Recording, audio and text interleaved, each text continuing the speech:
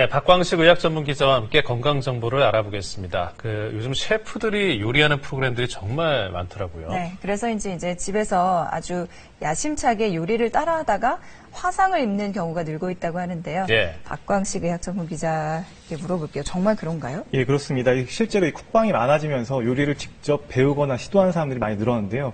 저도 이 텔레비전에서 음식을 지지고 또 볶고 프라이팬에 불이 붙는 등 이 화려한 요리 장면을 보면서 저렇게 요리해보고 싶다는 생각이 들죠. 네. 특히 요리에 익숙하지 않은 남성들이 이런 거에 더 끌린다는 연구 결과도 있는데요. 그런데 문제는 저같이 요리를 안 하던 초보들이 하면 이 화상 입기가 쉽다는 겁니다.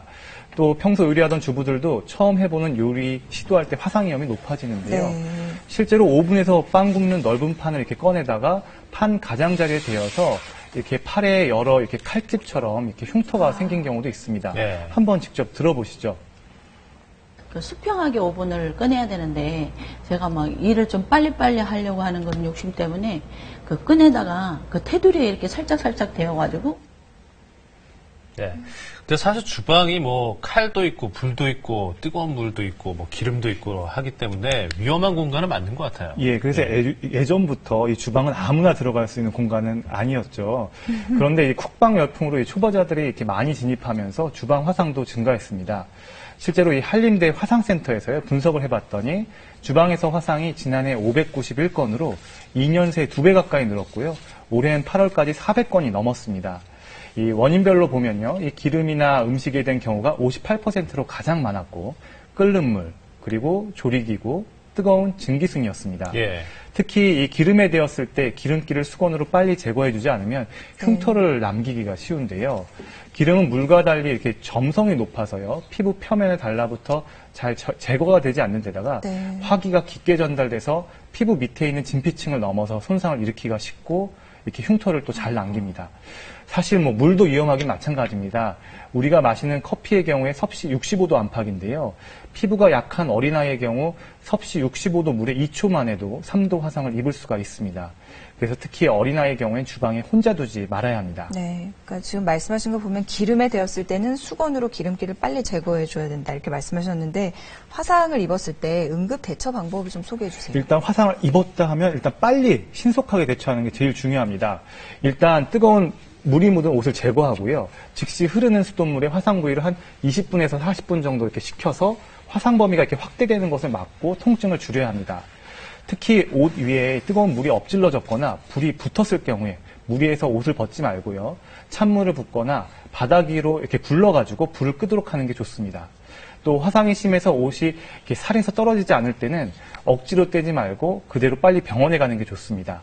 화상 부위가 넓다면 깨끗한 천이나 수건으로 상처를 감싸고 바로 병원을 찾아야 2차 세균 감염을 막을 수가 있습니다. 이렇게 또 물집이 생긴 경우에는 무리해서 터뜨리지 말고요. 네. 그대로 이 병원에 가서 전문가가 세균 감염 없이 깨끗한 상태에서 터뜨리도록 하는 게 좋습니다. 또 안경이나 손목시계, 반지, 목걸이 같은 금속류는 신속하게 제거하는 게 좋은데요. 방치하면 이 화상 때문에 이 피부가 이렇게 퉁퉁 붓는 부종이 생겨서요. 반지 같은 걸 이렇게 뺄 수가 없고요. 결국 이걸 치료를 방해하게 됩니다. 특히 화상 부위가 손가락이나 관절 부위라면 상처가 오그라들어서 관절이 펴지지 않을 수 있기 때문에 이럴 땐 반드시 전문가의 진료가 필요합니다. 예. 네, 이제 뭐 이런 정보를 알고 계신 분들이 많을 것 같은데 화상 입었을 때 왜 민간요법이라고 해가지고 소주를 붓는다든지 그렇죠. 예, 뭐 감자를 갈아가지고 붙인다든지 이런 분들 계시잖아요. 이건 안 되는 거죠. 예, 결론부터 말하면 민간요법은 시행하지 않는 게 좋습니다. 예. 대표적인 게 말씀하신 이 알코올인데요. 뭐 열기를 식혀준다고 또 소독해준다고 화상 부위에 붓는 건데 이는 이 피부 모세혈관을 확장시켜서 이 부종을 더욱 악화시키고 통증을 심하게 할 수가 있습니다. 또 알코올뿐만 아니라 된장이나 간장을 바르는 것도 금물이고요. 또 상처에 붓기를 뺀다고 감자나 오이를 사용하는 것도 상처 염증이 악화될 수 있어서 피해야 합니다. 또 이 상처 치료제를 또 화상에 함부로 사용하면 안 되는데요. 왜냐하면 이 가벼운 화상은 감염 예방만 잘하면 자연적으로 피부 재생이 잘 되는데 이 상처 치료제, 스테로이드나 이런 걸 잘못 발랐다가는 오히려 치료를 지연시키고 흉터를 남길 수가 있습니다. 네, 그러니까 흐르는 수돗물에 20분에서 40분 이것만 예. 기억을 하면 좋겠네요. 예. 그리고 이제 아직 그럼 요리에 서투른 사람들이 화상을 좀 미연에 방지하기 위해서 주의해야 될 점 좀 정리해 주시죠. 예, 이 초보자들이 처음 요리할 때 국물이 끓어서 넘치면 엉겹결에 냄비 손잡이를 냄비를 잡아서 화상을 입는 경우가 예. 많은데요. 이럴 땐 반드시 마른 헝겊을 사용해야 합니다. 이 젖은 헝겊이나 행주로 뜨거운 냄비 손잡이를 잡으면 처음엔 괜찮을지 모르겠습니다. 하지만 열기가 순간적으로 수건의 물기를 증발시키면서 전달되기 때문에 네. 그때 뜨겁다고 손을 놓치면 냄비째 엎질러서 크게 화상을 입을 수가 있습니다. 그래서 일단 마른 행주로 여러 번 접어서 냄비를 잡아야 그 사이에 공기층이 생겨서 열 전도도 늦출 수가 있고요. 또 오래 잡을 수가 있는 겁니다. 또 이 갑자기 뚜껑을 열다 수증기 때문에 화상을 입는 경우도 많기 때문에요. 항상 안전거리를 유지하는 게 좋습니다. 자, 오늘 늘어나는 국방 때문에 늘고 있는 화상 환자에 대한 얘기 들어봤습니다. 네. 박광식 의학 전문 기자였고 고맙습니다. 유용한 정보 고맙습니다. 네, 오늘 전국이 흐리고요. 또 때에 따라서는 비가 예상됩니다. 네, 덕분에 대기는 청정하게 유지될 것 같습니다. 마음은 맑게 보내시기 바랍니다. 함께해 주셔서 고맙습니다.